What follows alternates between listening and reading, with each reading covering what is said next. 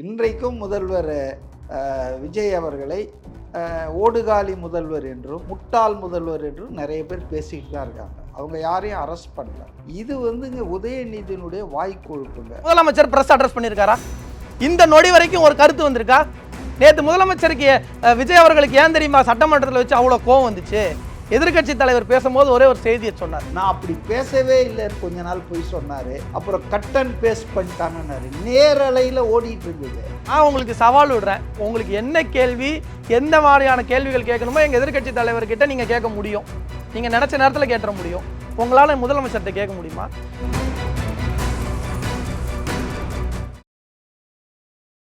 Sir, cab auto பைக்குன்னா red taxi மட்டும்தான். Lion லயனா டேட்ஸ், இது தரும் ஆரோக்கியம் இயற்கையானது. லயன் லயனா பிரீமியம் டேட்ஸ். கைது நடவடிக்கை தொடர்ந்து திமுக மேல குறி வச்சு நடைபெற்று வருகிறது. அரசியல் பழிவாங்கலுக்காக இதை பண்றாங்க அப்படின்னு சொல்லி தொடர்ந்து திமுகவினர் சொல்லிட்டே இருக்காங்க. அண்மையில் நடந்த இந்த கைது விவகாரத்தை கூட நம்ம பார்த்தோம்.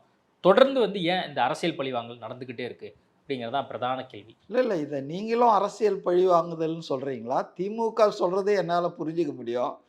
ஆஸ் ஏ மீடியா பர்சன்னு நீங்கள் அதை அரசியல் பழி வாங்குதல் நினைக்கிறீங்களா? என்னை பொறுத்த வரைக்கும் இல்லை. ஏன்னா இன்றைக்கும் முதல்வர் விஜய் அவர்களை ஓடுகாலி முதல்வர் என்றும் முட்டாள் முதல்வர் என்றும் நிறைய பேர் பேசிக்கிட்டு தான் இருக்காங்க. அவங்க யாரையும் அரெஸ்ட் பண்ணல. இது வந்துங்க உதயநிதியினுடைய வாய்க்கொழுப்புங்க. ஏற்கனவே முதல்வராக இருந்த வயசில் மூத்த முன்னாள் முதல்வர் எடப்பாடி பழனிசாமியை பற்றி இவர் என்னெல்லாம் பேசினார், எவ்வளோ அசிங்கமாக சசிகலா காலுங்கீழே உள்ள பூந்து வந்தாருன்னெலாம் பேசிகிட்டு இருந்தார். ஸோ இது பெண்களை சிறுமைப்படுத்துறதெல்லாம் அவங்க தாத்தா கிட்ட இருக்கு, அவங்க அப்பா கிட்ட இருந்தது, அது அப்படியே பரம்பரையாக வந்திருக்குங்க.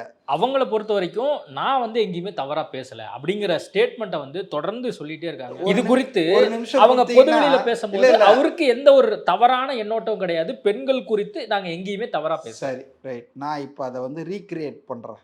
தஞ்சாவூரில் நடந்த விவசாயிகளுக்கு ஆதரவு அந்த ஆர்ப்பாட்டத்தில் உதயநிதி பேசிகிட்டு இருக்காரு. பேசிகிட்டு இருக்கும்போது அவர் ஒரு வார்த்தை சொல்கிறாரு. அதாவது இந்த விவசாய பிரச்சனை மேகதாதெல்லாம் கிடையாது, காவேரிலாம். அவருக்கு ஒரே ஒரு லட்சியம், ஒரே ஒரு குறி அப்படின்றாரு. அப்போ இதில் இருந்து ஆடியன்ஸ்லேருந்து திரிசா திரிசா திரிசான்றாங்க. அப்படின்னு நிறுத்திட்டாரு. அவங்க திரிசா திரிசான்றாங்க. இவர் சிரிச்சுக்கிட்டு ஒரு கேப் விட்டு எங்கே தண்ணி வருதோ இல்லையோ அங்கே தண்ணி வந்தாகணுன்றாரு. அப்புறம் அவர் ஒரு செகண்ட் கழிச்சு நான் காவேரி தண்ணியை சொன்னேன்றாரு. ஸோ அப்போ முன்னால் சொன்னது அவருக்கே கொஞ்சம் குற்ற உணர்வு வந்துச்சு. அவர் காவேரி விவகாரம் குறித்து பேசிட்டு இருக்காரு. அந்த மாதிரி தருணத்துல சப்ஜெக்ட் டைவர்ட் ஆயிடக்கூடாது. அவங்க திடீர்னு அந்த நேம நடிகை பேரை சொல்லிட்டாங்க. அப்போ பார்க்கும் பொழுது நான் தான் ஏதோ அதை சொல்லிட்டேன் அப்படிங்கிற மாதிரி இருக்கக்கூடாதுங்கிறது நான் காவேரியை பத்தி பேசிட்டு இருக்கேன். That is right. அவங்க திரிசானாங்க. இவர் தலைவர்ன்ற முறையில் என்ன பண்ணியிருக்கணும் அந்த கூட்டத்தில்? அதெல்லாம் பேசாதீங்க, அப்படிலாம் சொல்லக்கூடாது. ஏன்னா திரிசா என்பவர் ஒரு நடிகை. அவருக்கும் அரசியலுக்கும் சம்மந்தம் இல்லை. அவருக்கும் காவேரி நீர் பிரச்சனைக்கும் சம்மந்தம் இல்லை. அவர் என்ன கன்னடத்துக்காரியா? இல்லை காவேரி நீர் பற்றி ஏதாவது கருத்து சொல்லி அது நம்ம நலன்களுக்கு எதிராக எதுவுமே இல்லாத போது தேவையில்லாமல் ஒரு நடிகையின் பெயரை அங்கே கோஷம் போட்டது தப்பு. அதை அவர் தடுத்து இருக்கணும். தடுக்கலை. ஈ என்ஜாய்ட் இட். ரைட். அதோடு முடிஞ்சு போச்சு. த்ரிஷாவை பற்றி அவங்க சொல்கிறாங்க. அடுத்தது இவர் இப்படி சொல்கிறாரு. இதுக்கு என்ன அர்த்தம்? ஆர்எஸ் பாரதி பரவாயில்ல உங்களை விட, அவர் கொஞ்சம் நல்லாவே சமாளித்தார். இல்லை அவங்க வீட்டில் பைப்பில் தண்ணி வரணும், த்ரிஷா வீட்டில் வரல அப்படின்றது தான் பேசினார்னார். ஸோ நமக்கு தெரியுங்க, நம்ம ரெட்ட அர்த்தம்னா என்ன, ஆபாசம்னா என்ன அப்படின்றது நமக்கு தெரியும். இதை சாதாரண ஆள் கேட்டானாலே இவர் என்ன சொல்ல வராரு அப்படின்றது தெரியும். இதில் நான் அப்படி பேசவே இல்லைன்னு கொஞ்ச நாள் போய் சொன்னார். அப்புறம் கட் அண்ட் பேஸ்ட் பண்ணிட்டாங்கன்னாரு. நேரலையில் ஓடிட்டு இருந்தது. எல்லா டிவிலையும் நான் பார்த்தேன், வீடியோஸ் இருக்கு. இது எங்கே? Where is the question of cut and paste? இல்லை, அதுக்கப்புறமாக கைது நடவடிக்கை அதுக்கு தேவையில்லாத ஒரு விஷயம். நீதிமன்றமே சொல்லிடுச்சு தேவையில்லைன்னு. எப்படி நீங்கள் சொல்கிறீங்க? நீதிமன்றம் என்ன சொல்லிச்சு தெரியுமா? இவங்க காலையில் 10:15 ஓடினாங்க உயர் நீதிமன்ற நீதிபதி கிட்ட அவசர வழக்காக எடுத்துக்கணும்னு. அதெல்லாம் எடுக்க முடியாது. எங்கள் அப்ளிகேஷன்லாம் வரட்டோன்னாரு. மனு எங்கே, பெட்டிஷன் எங்கேன்னு, இல்லை அதை ஃபைல் அதெல்லாம் வரட்ட 2:15 தான்ட்டார். ஒரு பொய் செய்தி கட்டமைப்படுது. அதாவது 12 மணி வரைக்கும் கைது பண்ண வேணான்னு சொன்னார், ஓரலானார். கேஸே 2:15 தான், நான் பெட்டிஷனே வரல, பெட்டிஷனே பார்க்க முடியும்ட்டார். ஸோ 2:15 தான் கேஸை ஹியரிங் பண்ணும்போது ஒரு 12 மணிக்கு ஓரலாக சொல்லிட்டார், 12 மணி வரை கைது பண்ண வேணான்னு. அது என்ன 12 மணின்னு தெரில. அதாவதுங்க, நான் என்ன சொல்கிறேன்னா, ஜட்ஜி நீங்கள் விசாரிக்கக்கூடாதுன்னு சொல்ல, எந்த அளவுக்கு சொன்னார்னா, நடுநிலையாக நீங்கள் அவரை விசாரித்து, நாளைக்கு சட்டசபையில் பட்ஜெட் செஷன் இருக்கிறதால அவர் லீடர் ஆஃப் ஆப்போசிஷனாக இருக்கிறதால இதை கணக்கு வச்சு இன்று இரவுக்குள்ளே நீங்கள் உங்கள் விசாரணையை முடித்து அனுப்பிச்சிருங்க. அவர் தஞ்சாவூர் கூப்பிட்டு போகக்கூடாதுன்னு சொல்ல, போலீஸ் விசாரிக்கக்கூடாதுன்னு சொல்ல, அவரை அழைத்துட்டு போகிறது தப்புன்னெலாம் சொல்ல. அவர் என்ன சொன்னார்னா, please complete the enquiry today it self. ஏன்னா நாளைக்கு அவர் இங்கே கடமையாற்றணும் அப்படின்றதுக்காக. நெவர் ஈ செட் நீங்கள் அவரை கூப்பிட்டு போகக்கூடாது, அவரை விசாரிக்கக்கூடாது, அவர் வீட்டிலேயே விசாரிச்சுட்டு விட்டுருங்கலாம் சொல்ல. அதே போல் உதயநிதிக்கு என்ன சொன்னார்னா நீதிபதி, நீங்கள் ஃபுல்லாக கோஆப்ரேட் பண்ணுங்கள், அவங்க விசாரணைக்கு முழுசாக ஒத்துழைப்பு கொடுங்கன்னாரு. So there ends the matter. ஆனால் இந்த வழக்கு விசாரணை வரும்போது அரசின் தலைமை வழக்கறிஞர் என்ன சொன்னார் தெரியுமா, நாங்கள் ரிமாண்ட் பண்ணுற நோக்கம்லாம் இல்லைங்க. மிகப்பெரிய ஒரு ஆதரவு வந்தோடனே உதயநிதிக்கு, அதுக்கப்புறம் அப்படியே மாத்திட்டாங்க. அரசு வழக்கறிஞர் மாத்தி பேசிட்டாரு. அரசு வழக்கறிஞர் இந்த பிரச்சனை ஹைகோர்ட்டில் வரும்போதே நாங்கள் ரிமாண்ட் பண்ணுற நோக்கம்லாம் இல்லைங்க, நாளைக்கு சட்டசபையெல்லாம் இருக்குது, அவரை அந்த பதிவான இடத்துக்கு கூப்பிட்டு போய் விசாரிச்சுட்டு விட்டுருவோம், விசாரிக்கிறதுக்கு தான் கூப்பிட்டு போகிறாங்க, வேறு எதுவுமே இல்லைன்னு அவர் அப்போவே சொல்லிட்டாரு. தேர் எண்ட்ஸ் த மேட்டர். அதுக்கப்புறம் தான் நீதிபதி இப்படி மாதிரி ஒரு உத்தரவு போட்டார். அவங்க கிட்ட கேட்டுட்டு கைதே நடக்கல, விசாரணைக்காக தான் கூப்பிட்டு போனாங்க. ஆமாங்க, கைது கைது கைதுன்னு ஏதோ பெருசாக அவன் விசாரணை இல்லாமல் 5 வருஷமாக இருக்காங்க. ஜவஹர்லால் நேரு யூனிவர்சிட்டியில் ஸ்டூடெண்ட்லாம் எவ்வளோ பேர் விசாரணை கைதிகள் பல வருஷங்களாக இருக்காங்க. இவர் என்னங்க அழகாக இவர் என்ன ஒன்றா சொல்லலாம், ஏசிலேயே இருந்த ராஜா வீட்டு கண்ணுக்குட்டியை நான் ஏசி போலீஸ் வேனில் இங்கேருந்து 300 கிலோமீட்டர் 400 கிலோமீட்டர் வெயிலில் கூப்பிட்டு போனாங்க, சாப்பாடு கரெக்டாக எனக்கு கொடுக்கல, அதெல்லாம் கம்ப்ளைண்ட் அலைய வச்சிருக்காங்க. பட்ஜெட் போது அவர் பட்ஜெட்டை பற்றி நிறைய தெரிஞ்சு வச்சுக்கிறதுக்காக படிச்சுட்டு இருந்தாரு. சவுக்கு சங்கரை அலைய வச்சுக்கல. கன்னியாகுமரிக்கு சென்னையிலேருந்து கூப்பிட்டு போவீங்க, அங்கேருந்து நேராக வேலூர் கூப்பிட்டு எத்தனை வழக்குகள், நூற்றுக்கணக்கான வழக்குகள், கஞ்சா வச்சுருந்தான்னு கம்ப்ளைண்ட் பண்ணிங்க. அதாவது போலீஸ் விசாரணைக்கு யார் கூப்பிட்டாலும் போய் தாங்க ஆகணும். கேஸ் அங்கே பதிவாச்சு, காரணம் சம்பவம் அங்கே நடந்தது, கம்ப்ளைண்ட் அங்கே கொடுத்துருக்காங்க. இதில் ஏன் பெருசாக ஒன்றுமே கிடையாது. இது பட்ஜெட் மிகப்பெரிய ஒரு எதிர்பார்ப்பு இருந்தது. இந்த எதிர்பார்ப்புக்கிடையே ஒரு ஏமாற்று பட்ஜெட், பூஜ்ய பட்ஜெட்டாக இருக்கிறதுன்னு சொல்லி எதிர்க்கட்சி தலைவரும் சொல்லிட்டாரு. அதே மாதிரி முன்னாள் முதலமைச்சராக இருந்த எடப்பாடி பழனிசாமி, அவங்க 2 பேரும் சொல்லிட்டாங்கன்னா அதுதான் வேத வாக்கு. மக்கள் பார்க்குறாங்கல்ல. அதாங்க நான் ஒன்று சொல்கிறேங்க, இந்த பட்ஜெட் நடுநிலையாளர்கள் பார்வையில் எப்படி இருக்குது, இந்த ஆதரவாளர்கள் எதிர்ப்பாளர்கள்லாம் விட்டுருங்க. பத்திரிகைகள் தலையங்க எழுதியிருக்கு, ஹிந்து மாதிரி ஒரு பத்திரிகை, தினமணி, தமிழ் இந்து, தினமலர், எல்லாரும் என்ன சொல்கிறாங்கன்னா இது ஒரு நல்ல பேலன்ஸ்டு பட்ஜெட். இன்றைக்கி இருக்கிற பொருளாதார சூழ்நிலையில் அவங்க 2ஐயும் பார்க்கணும். பொருளாதாரத்தில் கடன் 11 லட்சம் கோடி கடன் இருக்குது, வட்டி 68,000 கோடி கட்ட வேண்டியிருக்கு. இப்படிப்பட்ட சூழலில் கொடுத்த வாக்குறுதிகளிலும் ஏதாவது செஞ்சாகணும் அப்படின்ற அடிப்படையில் வெல் பேலன்ஸ்டு. ஒரு பிரச்சனை என்னன்னா, ரொம்ப அதிகமாக பேசுனாங்க திமுக ஆட்கள், நாங்கள் பள்ளி கல்வித்துறைக்கு கொடுத்த அமௌண்ட்டை குறைச்சிட்டாங்க, 68,000 கோடி கொடுத்தோம், இப்போ 64 கோடி தான். அப்போ 48,000னா அப்போ இப்போ 44,000 அது குறைக்கப்பட்டு விட்டதுன்னாங்க. ஆனால் உண்மையில் என்னன்னா, பள்ளி கல்வித்துறை என்ன சொல்கிறாருன்னா, ஏங்க போன முறை நீங்கள் போட்டீங்க அதிகமாக, ஆனால் செலவே ஆகலை. அது நீங்கள் செலவு பண்ணது 42 தான், ஆக்சுவல் எக்ஸ்பெண்டடு அலோகேட் பண்ணிங்க, ஆனால் செலவு ஆகலை 42 தான். இப்போ 2 கோடி அதிகமாக 44 கோடி கொடுத்துருக்காங்க. அதனால் அலாட் பண்ணோம் எவ்வளோ செலவு பண்ணிங்க, இப்போ செலவு பண்ணுறதுக்கு 44 கோடி போட்டிருக்காங்க. அதனால் 44,000 கோடி போட்டிருக்காங்க. அதனால் இது ஒன்றும் பெரிய விஷயம் இல்லை. அது அப்படியே பஸ்பமாச்சு. இதை கொஞ்சம் ஊதுனாங்க ஒரு 2 நாள், அப்படி ஆஹா கல்வித்துறைன்னு ஒன்றும் கிடையாது. அதாவதுங்க நம்ம என்ன பார்க்கணுன்னா, அவங்க எவ்வளோ பெரிய நெருக்கடியான நிதிநிலையை கையில் எடுத்திருக்காங்க, இன்றைக்கி வந்து அவங்க ஒரு ஒரு 100 நாள் கூட ஆகலை, அதுக்குள்ளே அவங்க ஒரு ஒயிட் பேப்பர் சப்மிட் பண்ணாங்க எக்கனாமிக் சிச்சுவேஷனை. அந்த நெருக்கடியில் 2-3 விஷயங்களை செஞ்சாங்க.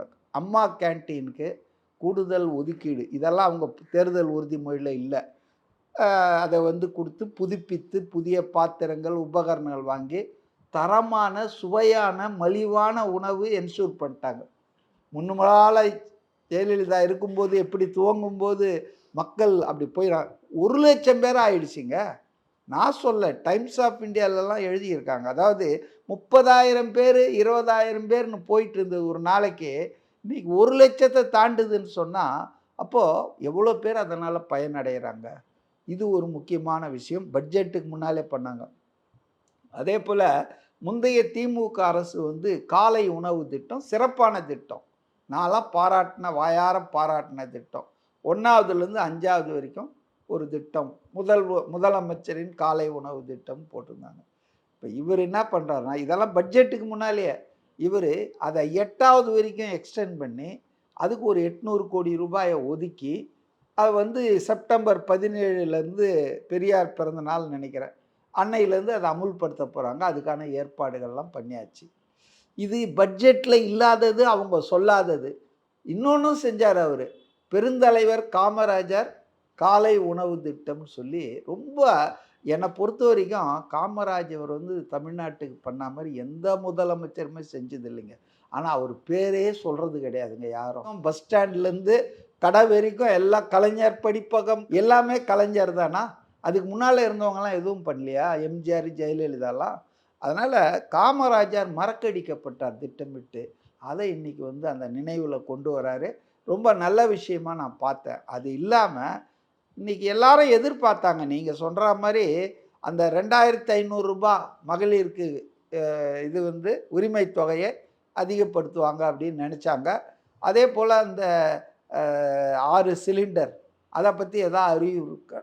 ஆனால் எல்லாத்தையும் உடனே செய்ய முடியாதுங்க. இப்போ சொன்ன வாக்குறுதி இவங்க நிறைவேற்றல. இல்லை நிறைவேற்றலன்னு சொல்லக்கூடாது. 5 ஆண்டுகளுக்கு முழுமையாக அவங்களுக்கு டைம் இருக்கு. இப்போ இது உரிமை தொகையை அறிவிச்சுட்டு 21 ஆட்சிக்கு வந்தார் திரு ஸ்டாலின் அவர்கள். அவங்க ஜெயிச்சதுக்கே அதுதான் மெயின் காரணம். ஏன்னா வழக்கமாக அதிமுகவுக்கு போயிட்டு இருந்த பெண்கள் ஓட்டு எம்ஜிஆர் ஜெயலலிதாவுக்கு அப்புறம் இவங்க பக்கம் திமுகவுக்கு வந்ததுக்கு காரணமே அந்த மகளிர் அனைத்து குடும்ப தலைவர்களுக்கும் சொன்னாங்க. ஆனால் இவங்க 21 ஜெயிச்ச ஒன்றும் வந்த ஒன்றும் பட்ஜெட்டில் அனௌன்ஸ் பண்ணாங்களா? இல்லை. 28 மாதம் அதாவது 2 வருஷம் கழித்து தான் இவங்க இதை அனௌன்ஸ் பண்ணாங்க.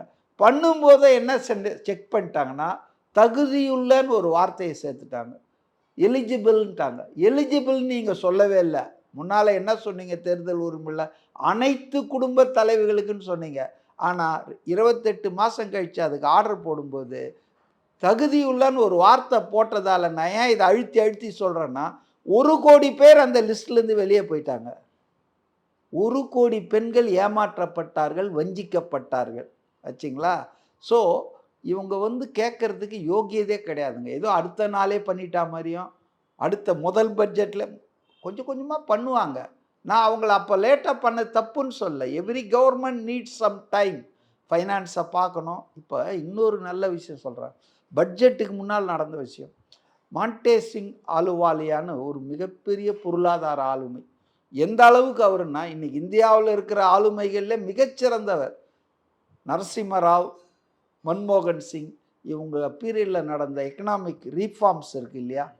இந்த லிபரலைசேஷன், குளோபலைசேஷன், ப்ரைவேட்டைசேஷன், அந்த எக்கனாமிக் ரீஃபார்ம்ஸுக்கு முதல் உந்து சக்தியாக இருந்தவர் இவர் தான், மாண்டேசிங். சொல்லப்போனால் இவரும் ஆர்பிஐ கவர்னராக இருந்திருக்காரு, மன்மோகன் சிங்கும் ஆர்பிஐ கவர்னராக இருக்கார்.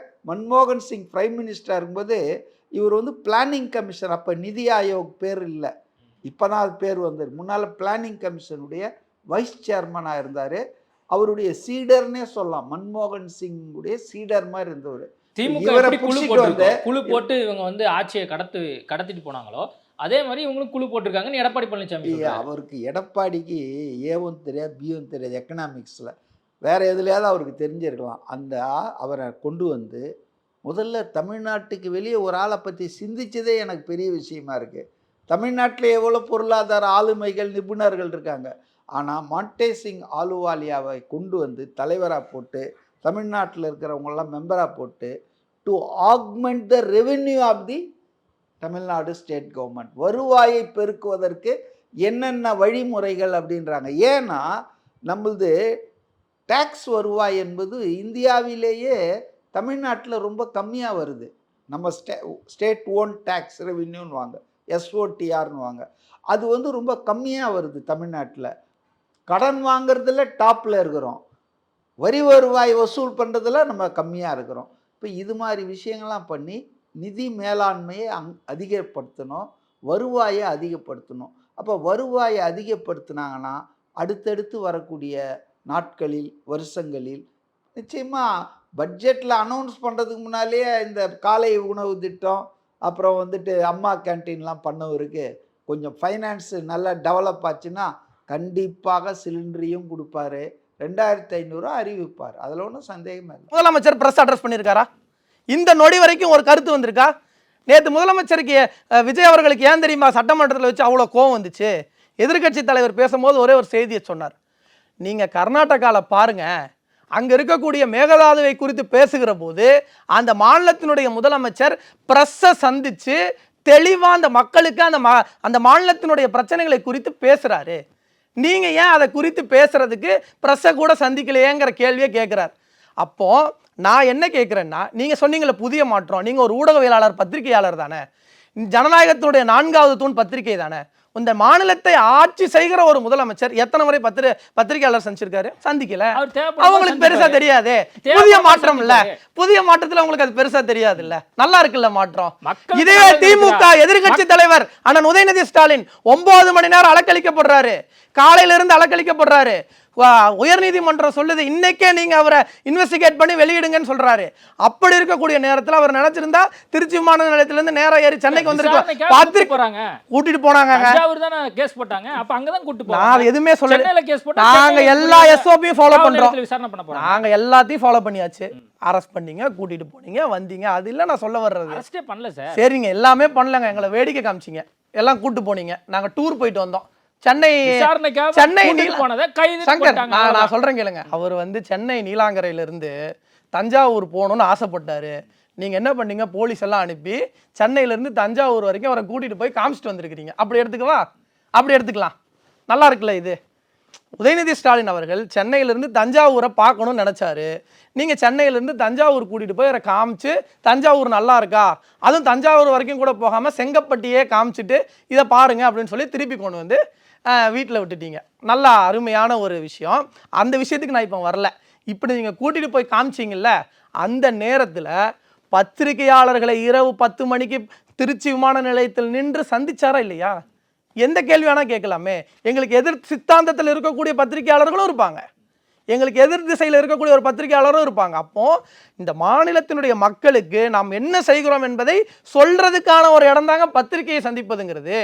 கேள்விகளை சங்கர், நாட்டு பிரச்சனை ஒரே பத்திரிகையாளர் கேள்வி கேட்கறாங்க, நீங்களும் பதில் கொடுத்துருக்கீங்க, மக்கள் பார்த்திருக்காங்க. ஆனா மக்கள் மாத்தி ஓட்டு போட்டிருக்கானே, அதை நாங்க மதிக்கிறோம்ல.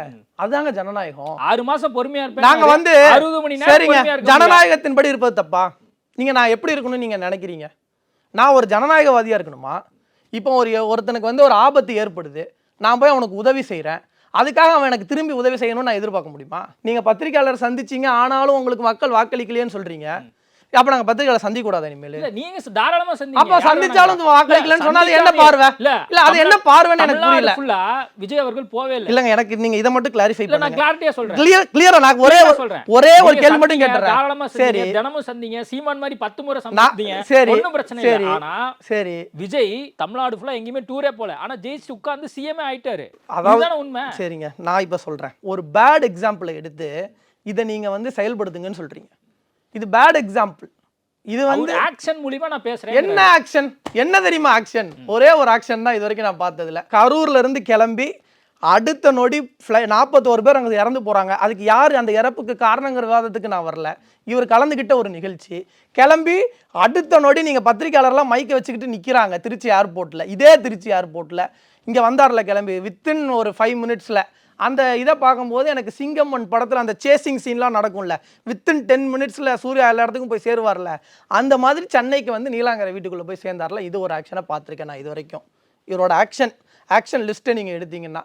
2வது ஆக்ஷன் என்ன பார்த்துருக்கேன் அப்படின்னு சொன்னால், இப்போ வரைக்கும் ஒன்றிய பாஜக அரசை எதிர்த்து எந்த கேள்வியும் கேட்காம அமைதியாக இருக்கிறார்ல, இந்த ஒரு ஆக்ஷனை பார்க்குறேன். 3வது ஒரு ஆக்ஷனையும் பார்க்குறேன். கர்நாடகாவை எதிர்த்து அனைத்து கட்சி கூட்டத்தை இவர் கூட்ட தயங்குவது எதற்கென்றால், இவரினுடைய ஆட்சி ஆபத்தாயிரும் நினைக்கிறாரு. கர்நாடகாவில் இன்னைக்கு காங்கிரஸ் ஆட்சி நடக்குது. அதாங்க காங்கிரஸ் ஆட்சி நடக்குது. காங்கிரஸை எதிர்த்து தீர்மானம் போடுவதற்கு இவருக்கு துணிவில்லை. இல்லை காங்கிரஸை எதிர்த்து அனைத்து கட்சி கூட்டம் நடத்துறதுக்கு இவருக்கு துணிவில்லை. அப்போ அதை எதிர்த்து பத்திரிகையாளர்கள் கேள்வி கேட்டால் அந்த கேள்வியை எதிர்கொள்றதுக்கு துணிவு இல்லாமல் பத்திரிகையாளர்களை சந்திக்காம ஓடிட்டு இருக்காரு. வந்து பேட்டி கொடுக்குறாங்கல்ல, நம்ம பார்த்துட்டு தான் இருக்கோம். நான் ஒன்று கேட்குறேன், முதலமைச்சருங்கிறவங்க அப்போ என்னதான் செய்வார்? எதுவுமே செய்ய மாட்டார். மக்களுக்கு நல்லது பண்ணுவார், எதுவுமே செய்ய மாட்டார். நான் வந்து ஆதவ அர்ஜுனான்னு சொல்லிட்டு ஒருத்தர் இருக்கார். அவர் என்ன சொல்கிறாரு அப்படின்னா, முதலமைச்சர் நீங்கள் கேட்குற கேள்விக்கெல்லாம் பதில் சொல்ல மாட்டார் அப்படின்னார். அப்போது பத்திரிகையாளரையும் முதலமைச்சர் சந்திக்க மாட்டார். சட்டமன்றத்தில் கேட்கக்கூடிய கேள்விக்கும் பதில் சொல்ல மாட்டார். நாங்கள் எந்த விதத்திலையும் இந்த நாட்டு மக்களுடைய பிரச்சனையை குறித்து எல்லாரும் சேர்ந்து ஒரு கூட்டத்தை போடுங்கன்னு சொன்னாலும் கூட்டம் போட மாட்டாருன்னா, அப்போ அவர் என்ன செய்வாருன்னு எனக்கு தெரியல. எப்ப பேசியிருக்காரு? கடைசியா வந்து திருச்சி என்ன பேசினாரு? அங்க போய் மேடை போட்டு பேசினாரு.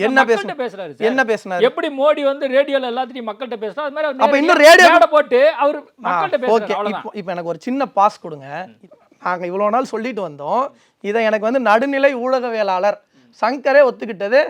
அவருக்கு நான் வாழ்த்து சொல்லணும் தெரியல. என்ன சொல்ல விடுவீங்களா மாட்டீங்களா? அடுத்த லைன் நீங்க எப்படி சொன்னீங்க? மோடி ரேடியோவில் பேசுவதை போல விஜய் பேசுவார்னு சொன்னீங்கல்ல. மக்கள்கிட்ட பேசுவார். மோடி ரேடியோவில் பேசுவதை போல எமோஷனல் கனெக்ட், அந்த கனெக்ட் விஜய். இப்போ அடுத்த லைன் சொல்ல விடுங்க. மோடியை போல விஜய்ங்கிறது தான் எங்களுடைய ஸ்டாண்டே. மோடி எப்படி ஒரு சர்வாதிகாரியோ, மோடி எப்படி மக்களினுடைய 4ஆம் தூணா இருக்கிற பிரஸ்ஸை சந்திக்காம இருக்கிறாரோ, மோடி எப்படி மணிப்பூர் பத்தி எரியும் போது அமைதியா இருக்கிறாரோ, மோடி இஸ் ஈக்குவல் டு விஜய்ங்கிறதா நாங்களும் சொல்றோம். மோடி மாதிரியே மினிஸ்டரா இருக்காரு. அதே மாதிரி விஜயும் 15 வருஷம் அடுத்து அவர்தான் முதலமைச்சர்னு சொல்றாங்க அவங்க எல்லாம். அதாங்க நான் அதை ஏத்துக்குமா திமுக? நான் அதாங்க சொல்றேன். நீங்க வந்து ஆட்சி அதிகாரத்தை மத்தி மட்டுமே பேசிட்டு இருக்கீங்க. மக்களினுடைய நலனையும் உரிமையும் குறித்து பேசுகிற எந்த செய்திக்கும் நான் எதுக்கு போயிட்டு தமிழ்நாட்டு மக்கள் தான் சார் போட்டிருக்காங்க. நான் அதாங்க சொல்றேன். மக்களினுடைய உரிமைகளை குறித்து நீங்க எதுவும் தமிழ்நாட்டு மக்கள் தான் போட்டிருக்காங்கன்னா யாருக்குங்க அதிகமா போட்டிருக்காங்க? யாருக்கு அதிகமா போட்டிருக்காங்க? தாவேக்காக்கு போடல. ஓவரால் ஓட் ஷேரை நீங்க கவுண்ட் பண்ணுங்க. தனி டேட்டாக்கு போவோம். திமுகக்கு 1.25 கோடி பேர் போட்டிருக்கிறாங்க. அதிமுகக்கு 1 கோடி பேர் போட்டிருக்கிறாங்க. நீங்க ரெண்டையும் கூட்டி பாருங்க. தமிழ்நாட்டு மக்கள் தாவேகாவை புறக்கணிச்சிருக்கிறாங்க. அப்படி நீங்க வந்து ஸ்டாட்டிஸ்டிக்கலா டேட்டாவா தான் பேசணும். தமிழ்நாட்டு மக்கள் ஓட்டு போட்டிருக்கிறாங்க, அதனால விஜய் சொல்ற எல்லாத்தையும் ஏத்துக்கணும்னா தமிழ்நாட்டு மக்கள் விஜய்க்கு முழுவதுமா ஓட்டு போடலங்கிறது என்னோட ஸ்டாண்டு. இப்போ நான் பொள்ளாச்சியிலிருந்து வரேன். பொள்ளாச்சி சட்டமன்ற உறுப்பினர் திமுகவுடைய கூட்டணியிலிருந்து வெற்றி பெற்றிருக்கிறாரு. ஏன் இன்னைக்கு விஜயனுடைய நீங்க சொல்றீங்கல்ல மக்கள் தாவேகாவுக்கு தான் ஓட்டு போட்டிருக்காங்கன்னு, தாவேகாவுடைய கவுண்ட் என்ன? 108 எம்எல்ஏக்கள். யாருடைய தயவில் ஆட்சி அமைச்சிருக்கிறீங்க? திமுகவின் சார்பில் கூட்டணியில் நின்று வெற்றி பெற்றவர்களுடைய தயவில் தாவேகாவினுடைய ஆட்சி அமைஞ்சிருக்கு. இந்த கருத்து வேற. நான் எதுக்காக சொல்றேன்னா, நீங்க சொல்றீங்களா மக்கள் தாவேகாக தான் ஓட்டு போட்டாங்க, மக்கள் தாவேகாவை புறக்கணிச்சிருக்கிறாங்க. தமிழ்நாட்டில் அதிகப்படியான மக்கள் புறக்கணித்த கட்சி தாவேகா. இன்னைக்கு இருக்கக்கூடிய தேர்தல் ஜனநாயக முறைப்படி திமுக வந்து இங்க ஒரு ஜனநாயகத்தின்படி ஆட்சி நடக்கணும்னு நாங்கள் நினைச்சோம். நான் சொன்னேன்ல, பத்திரிகையாளர்களை சந்திப்பது எப்படி ஜனநாயகமோ அதே மாதிரி இன்னைக்கு அவங்களுக்கு ஒரு 8 சீட்டு 10 சீட்டு தேவைப்படுதுங்கும் போது எங்க கூட்டணியில் நின்று வென்றாலும் கூட தாவேகாவினுடைய ஆட்சி அமைஞ்சிருக்குது அப்படிங்கறத நாங்க ஏத்துக்கிறோம். விஜய் சர்க்கார் ஆட்சி நடக்குது, ஜனநாயக ஆட்சி நடக்குது. எப்படி நடந்துச்சு? 118 எம்எல்ஏக்கள் ஜெயிச்சிட்டாங்களா சர்க்கார் ஆட்சியில? சர்க்கார் ஆட்சியில எவ்வளவு பேருங்க ஜெயிச்சாங்க? அப்படின்னா எல்லாருமே அவங்களுக்கு தானே ஓட்டு போட்டுருக்கணும். உங்க கணக்குப்படி தமிழ்நாடு முழுக்க டெல்லியிலேருந்து வந்து போட்டாங்க, அமெரிக்காலேருந்து வந்து போட்டாங்க, ஃபாரின்லேருந்து வந்து போட்டாங்கன்னா 234 தொகுதியில் ஜெயிச்சிருக்கணும். சரி, 234 தொகுதி வேணாம், குறைஞ்சபட்சம் ஆட்சி அமைப்பதற்கு தேவையான 118 தொகுதியில் ஜெயிச்சிருக்கணும். அதுவும் வெல்ல முடியாத ஒரு நிலையில தான் அவங்க இருந்தாங்க. அப்போ திமுகவினுடைய சார்பில் இன்னைக்கு வாக்குகளை வாங்கி இருக்கக்கூடியவர்களுடைய தயவில் டிவிகேவினுடைய ஆட்சி தமிழ்நாட்டில் அமைந்திருக்கிறது. தாவேகா பட்ஜெட் ஒரு பூஜ்யமான பட்ஜெட் அப்படின்னு வந்து மு.க. ஸ்டாலின் சொல்றாரு. அதே மாதிரி வேஸ்ட் பட்ஜெட்டாக இருக்குன்னு மு.க. ஸ்டாலின் அவர்கள் சொல்றாரு. பெயர் மாற்றம் தான் வந்து முக்கியத்துவமாக இருக்குது அப்படின்னு சொல்கிறாங்க. அப்போ ஏற்கனவே இருக்கக்கூடிய திட்டத்தை இவங்க கண்டினியூ பண்ணாங்க அப்படின்னா அதுவும் 0 பட்ஜெட் அப்படின்னா அப்போது இதில் எது உண்மை? இருக்கிற திட்டத்தையும் ஒழுங்காக நடைமுறைப்படுத்தலைங்கிறதுனால தான் இதை 0 பட்ஜெட்னு சொல்கிறோம். ஏன்னா இப்போ கல்வித்துறை அப்படின்னு எடுத்துக்கிட்டா 2000 கோடியை குறைச்சிருக்கிறாங்க. அதுக்கு வந்து ராஜ்மோகன் பல விளக்கங்களை கொடுக்குறாரு. நாங்கள் என்ன கேட்குறோன்னா, இந்த 2000 கோடி ரூபாயை குறைச்சிருக்கீங்கல்ல, இப்போது இது கல்வித்துறையில் ஒரு பாதிப்பை ஏற்படுத்துமா ஏற்படுத்தாதா? ஏற்படுத்தும், நிச்சயமாக உறுதியாக ஏற்படுத்தும். அப்போது இப்படி ஒரு துறை ரீதியாக பார்க்கும்போது நேற்று வந்து எங்களுக்கு விவசாயிகளுக்கு இழப்பீட்டுத் தொகை வேணும்னு மாண்புமிகு எதிர்க்கட்சித் தலைவர் உதயநிதி ஸ்டாலின் பேசியிருக்கிறாங்க. அதுக்கு முதலமைச்சர் பேசும்போது கூட நாங்கள் வந்து தொடர்ந்து கொடுக்குறோம் அப்படிங்கிறாரு. அப்போ எதிர்க்கட்சித் தலைவர் உதயநிதி ஸ்டாலின் மிக தெளிவாக சொன்னாங்க, நான் என்ன சப்ஜெக்ட் மேட்டர் பேசுகிறேனே உங்களுக்கு புரியல, நான் கேட்குறது வந்து நிவாரண தொகை, நீங்கள் சொல்கிறது எப்போவுமே கொடுக்குற ஸ்பெஷல் பேக்கேஜ் பற்றி நான் பேசலை, நிவாரண தொகை கொடுங்கன்னு கேட்குறோம். அப்போ வேளாண் பட்ஜெட்டில் விவசாயிகளுக்கு வர வேண்டிய நிவாரண தொகை வரல. அதே மாதிரி அனைத்து பயிர்க்கடனையும் ரத்து செய்வோன்னு உங்கள் தேர்தல் அறிக்கையில் சொல்லியிருக்கிறீங்க. இப்போ அது மாதிரியா நடக்கலை. அப்போது நீங்கள் உங்கள் தேர்தல் அறிக்கையில் சொல்லியிருக்கக்கூடிய செய்திகள்ல இருந்து சில டேட்டாஸை எடுத்து அதன்படி இந்த பட்ஜெட் இல்லை அப்படிங்கிற விமர்சனத்தை நாங்கள் முன்வைக்கிறோம். ரெண்டாவது பெயர் மாற்றம். இப்போது அம்மா உணவகம்னு இருந்துச்சு, அது அம்மா உணவகமாகவே நாங்கள் தொடர்ந்தோம். ஸ்கூல் பேக்கில் எடப்பாடி பழனிசாமி அவர்கள் ஆட்சி முடிஞ்சு நாங்கள் கோவிட் முடிஞ்சு ஆட்சிக்கு வரும்போது அதிமுகவினுடைய அந்த தலைவர்களுடைய ஃபோட்டோலாம் பிரிண்ட் செய்யப்பட்டிருந்துச்சு. அதே பேக்கை அப்படியே டிஸ்ட்ரிபியூட் பண்ணோம். இப்போ இதில் எங்களுக்கு எந்த பிரச்சனையும் இல்லை. ஆனால் இன்றைக்கி இருக்கக்கூடிய ஆட்சியில் நீங்கள் பெயர் மாற்றம் செய்கிறீங்க. பெயர் மாற்றம் செய்கிறதுலையும் கூட இப்போ விவசாயிகளுக்கு வர வேண்டிய நிலுவைத் தொகை வரல. எஜுகேஷனலுக்கு இருக்கக்கூடிய பட்ஜெட்டில் 2000 கோடி ரூபா நீங்கள் வந்து குறைச்சிருக்கிறீங்க. அப்போ இப்படியான விஷயங்கள் இருக்கிற போது இந்த பட்ஜெட்டை அப்படி தானே பார்க்க முடியும். ஸ்போர்ட்ஸுக்கு கிட்டத்தட்ட 1000 கோடி ரூபாய் ஒதுக்கி இருக்கிறாங்க. அதாங்க நான் சொல்கிறேன், நீங்கள் சொல்லக்கூடிய டேட்டாஸை ஒன்று ஒன்றா எடுத்து பார்த்தா இதில் எதுலேயுமே புதிய திட்டங்கள் எதுவும் இல்லை. இந்த நீங்கள் சொன்னதையே திரும்ப கேட்குறோம். 2500 ரூபா மகளிர்களுக்கு நாங்கள் கொடுப்போம்னு சொன்னாங்க. 2500 ரூபா கொடுத்துட்டாங்களா? கஜானாவே காலியாக இருக்குது. அப்போ நீங்கள் எப்படி அந்த டேட்டாவை சொன்னீங்க 2500 ரூபா கொடுப்போன்னு? அப்போ எதுவுமே தெரியாமல் சொன்னீங்களா? அப்போ ஏமாத்துனீங்களா மக்களை? நாங்கள் 1000 ரூபா கொடுத்தோம்ல, சொன்ன மாதிரி கொடுத்தோம். 1000 ரூபா 2 வருஷம் கழிச்சு கொடுத்தீங்க, 2.25 வருஷம். 1000 ரூபா வாங்கினாங்களா இல்லையா மக்கள்? வாங்கினாங்கல்ல. 2000 சரி, எப்போ கொடுப்பீங்க? எப்போ கொடுப்பீங்க? அடுத்த பட்ஜெட் அதுக்கு அது எப்போ கொடுப்பாங்க? இப்போதான் நீங்கள் ஸ்போக்ஸ் பர்சன் இல்லை, நீங்கள் தான் எல்லா பதிலும் சொல்றீங்க. கொடுப்பாங்கன்னு சொல்கிறேன் நான். அது அவங்க சொல்லணும்ல, சட்டமன்றத்தில் முதலமைச்சர் சொல்லணும்ல. அடுத்து எப்போ கொடுப்போம்னு சொல்லணும். இப்போ எங்கள் தாய்மார்கள் இன்னைக்கு கேட்குறாங்க 2500 ரூபா கொடுப்போம்னு சொல்லி தான் நாங்கள் உங்களுக்கு வாக்களித்தோம். எப்போ அந்த 2500 ரூபான்னு கேட்குறாங்க. அதுக்கு என்ன, எங்களுக்கு எப்போ நீங்கள் அந்த 2500 ரூபா தரப்போறீங்கன்னு கேட்குறாங்க. அப்போ அதுக்கு பதில் இல்லை. நிதி நிலைமை சரி செஞ்சுட்டு கொடுப்பாங்களா? எப்போங்க நீங்க ரொம்ப நீங்க வச்சுட்டு போயிருக்கீங்களாமே, எப்போ சரி செய்வாங்க? அதைத்தான் நாங்கள் வந்து இவங்களுடைய புரட்டுக்கு அங்கேயே கொட்டு வாங்கினாங்க. யார்கிட்ட தெரியுமா கொட்டு வாங்கினாங்க? அந்த துறையினுடைய செயலாளராக இருக்கக்கூடிய சித்திக்கே பேட்டி கொடுத்தார். என்ன பேட்டி கொடுத்தாரு? கடன் வாங்கத்தான் செய்யும் எல்லா அரசுகளும், இன்னும் 50 வருஷம் ஆனா கூட கடன் தொகையை குறைக்க முடியாது. அவர் கூடுதலா அதன் வழியாக 50 வருஷம் ஆனாலும் எந்த ஆட்சி வந்தாலும் கண்டிப்பா கடன் வாங்குவாங்கன்னு சொன்னாங்க. அதே சித்திக்கு என்ன சொன்னாருன்னா, சேலரி வந்து அதிகமா காட்டிட்டாங்க, அதனாலதான் அந்த 2000. சரி, கடனே வாங்க மாட்டோம்னு இவங்க சொன்னாங்கல்ல, கடனை குறைச்சிருவோம்னு சொன்னாங்கல்ல. அப்ப இவங்களோட டேட்டாவை அவங்களுடைய செயலாளர் அவங்க படிப்படியா இதெல்லாம் குறைச்சிட்டு அதுக்கப்புறம் கொடுப்பாங்களா? அப்ப கொடுக்க மாட்டீங்க, அப்படி எடுத்துக்கவா? நானு அவங்கள்ட்ட கேட்டுருவோம். அப்ப நீங்க அவங்கள்ட்ட கேளுங்க. எப்படி கேட்கணும்னா, சட்டமன்றத்திலையும் நீங்க இதை பத்தி பேச மறுக்கிறீங்க, பத்திரிகையாளர்கள்ட்டையும் பேச மறுக்கிறீங்க. இப்போ இது எப்படி இருக்குன்னா, இப்போ நாளைக்கு வந்து இதுக்கு ஒரு நிர்மல்குமாரோ ராஜ்மோகனோ சொல்வதல்ல பதில், முதலமைச்சருடைய ஸ்டாண்ட் என்ன, அது கிளாரிட்டியா உங்களால கண்டுபிடிச்சிட முடியுமா? நாளைக்கு கேட்டுருவீங்களா முதலமைச்சர்கிட்ட? சங்கரால கேட்க முடியுமா? நான் உங்களுக்கு சவால் விடுறேன், உங்களுக்கு என்ன கேள்வி, எந்த மாதிரியான கேள்விகள் கேட்கணுமோ எங்கள் எதிர்க்கட்சி தலைவர்கிட்ட நீங்கள் கேட்க முடியும். நீங்கள் நினச்ச நேரத்தில் கேட்டுற முடியும். உங்களால் முதலமைச்சர்கிட்ட கேட்க முடியுமா? நாங்கள் இன்றைக்கி எதிர்க்கட்சியாக இருக்கும் போது உங்களால் கேட்க முடியும், நாங்கள் முதலமைச்சராக நாளைக்கு வரும்போது உங்களால் கேட்க முடியும். இன்றைக்கி இருக்கிறவர்கிட்ட கேட்க முடியுமா? இப்போ பட்ஜெட்டுன்னு நீங்கள் எடுத்து கேட்டதுனால மட்டும் நான் சொல்கிறேன், உங்களுடைய செயலாளரே நீங்கள் சொல்லியிருக்கக்கூடிய கருத்தை மாறுபட்டு சொல்கிறார். ஒன்று, நீங்கள் என்ன சொன்னீங்க, எதுக்காக மக்கள் நல ஸ்கீம்ஸ்லாம் இன்றைக்கி கை வச்சுருக்கிறீங்கன்னா, நாங்கள் வந்து கடனை குறைக்க போகிறோம் அப்படின்னீங்க. ஆனால் அவர் என்ன சொல்கிறார், கடனே இல்லாததை உருவாக்க போகிறோம் நீங்கள். ஆனால் நிதித்துறையினுடைய செயலாளராக இருக்கிற சித்திக்கு என்ன சொன்னார், கடனை நிறுத்தம் 50 ஆண்டுகள் ஆனாலும் கடன் வாங்கித்தான் அரசை நடத்த முடியும். இது அவருடைய ஸ்டேட்மெண்ட். நம்பர் 1, சோஷியல் வெல்ஃபேருக்காக வாட் எவர் இட் இஸ், கடன் வாங்கி, நாங்களும் சோஷியல் வெல்ஃபேருக்காக தான் வாங்கினோம். அப்போ கடன் வாங்கி இருக்கக்கூடியதன் வழியாக தான் ஆட்சியை நடத்த முடியுங்கிறது உங்கள் ஆட்சியினுடைய உள்துறை செயலாளருடைய ஸ்டேட்மெண்ட். அப்போது முதல் விஷயத்தில் யார் போய் சொன்னாங்கன்ற கிளாரிஃபிகேஷனை டிவிக்கே எல்லாம் லீக்கேஜில் தெரிய வந்துடும் நினைக்கிறேன். ஏன்னா முதலமைச்சர் படிக்க போறாருன்னு சொல்லி நிதியமைச்சர் மரியவில்சன் சொல்றாரு. சொல்லுங்க, லீக்கேஜை கொண்டு வாங்க. நாங்கள் நேரடியாக குற்றம் சாட்டுறோம்ல. இன்னைக்கு உங்களுடைய லீக்கேஜை நான் பேசுகிறேன்ல.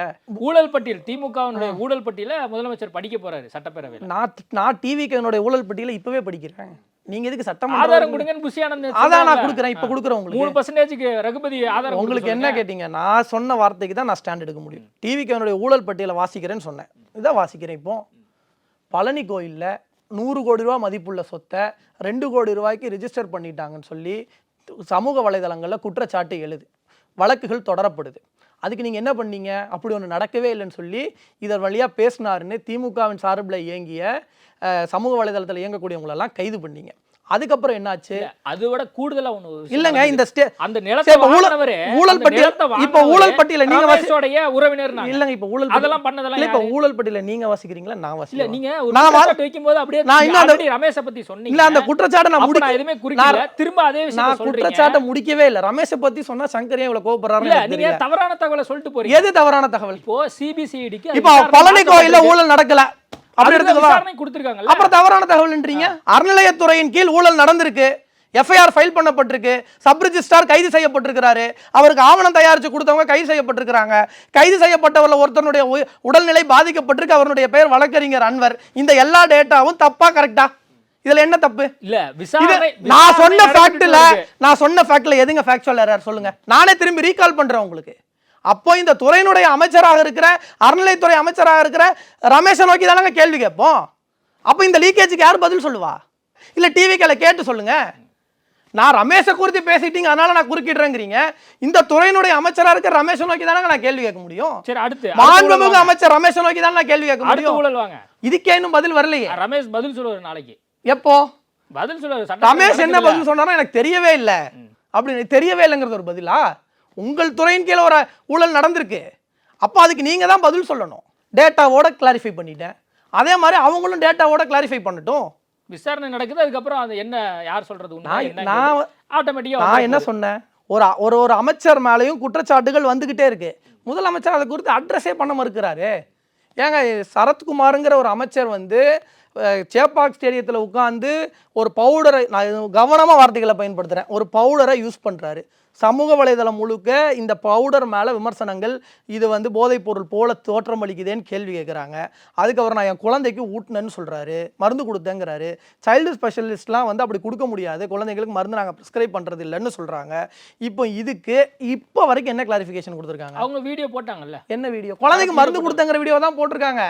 குழந்தைக்கு மருந்து இந்த மாதிரி மெடிசன்ஸை ப்ரிஸ்கிரைப் பண்ணுறது இல்லைன்னு சைல்டு ஸ்பெஷலிஸ்ட்லாம் சொல்கிறாங்க. நான் சொல்லலை, சங்கர் சொல்லலை, மருத்துவர்கள் சொல்கிறாங்க. அப்போ அதுக்கு என்ன பதில்? இப்போ இதுக்கு என்ன பதில்? இதுக்கு யார் அட்ரஸ் பண்ணுவா? இதை நான் யார்கிட்ட கேள்வி கேட்கறது? இதனால மக்களுக்கு ஏதாவது பிரச்சனை? பிரச்சனை இல்லையா?